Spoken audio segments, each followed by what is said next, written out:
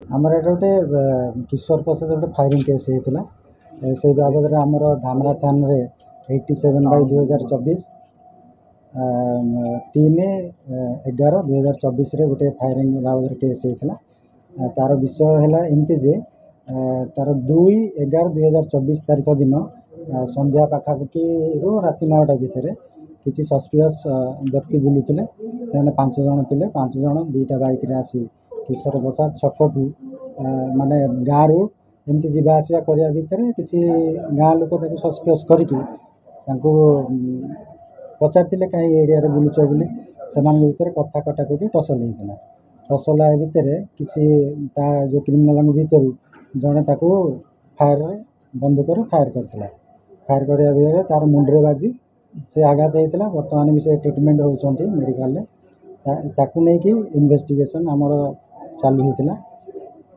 चालू भितर आम तदंत सापेक्ष टोटाली 5 जन को आइडेंटिफाई करूँ। भितर 3 जन को आम धरिया सक्षम होइछु। आ 2 जन बर्तमान तदंतभुक्त अच्छा आम धरु। सर एम कौटू धरागला एमाने एक्चुअली आम एमवी चेकिंग करूँ आमर गुआल छकरे आम गोटे बाइक रू लीड करके बाइक नंबर से लोकल लोक जानी से आमको कहले जोटा कि लीड करके आम धरलु। आमको देखिकी से हठात एमवी चेकिंग हो रिटर्न यू टर्न देकी पड़ोले आम चेज करके धरलु। से 2 जन को धरलु तापर लीड करके आम आउ जन को धरलु। कहले सर ये जो 3 जन कौ अंचल आमर भद्रक 3 जन जाक अच्छा से भितर जड़े हूँ काशिया मेराइन थाना अंडर आउ जड़े होती नाइकांडी एरिया आउ जड़े होती आमर बांसड़ा थाना एरिया अच्छा। हाँ एमाने एक्चुअली बहुत आकार जड़ित अच्छा।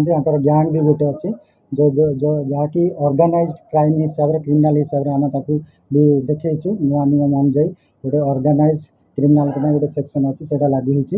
आम तदंत सापेक्ष आहरी अन्य मानक भी धरा जीव। सर आगे कहिबे एमानकु जे गिरफ कले एमानक पखर कोन कोन सब गिरफ जबत हेछि। आम 3 जन पाखरु गोटे बाइक सीज होती। 2टा मोबाइल सीज होती। आमर गोटे कंट्री मेड पिस्तल सीज होती। 2टा लाइव एमुनेशन भी सीज होती।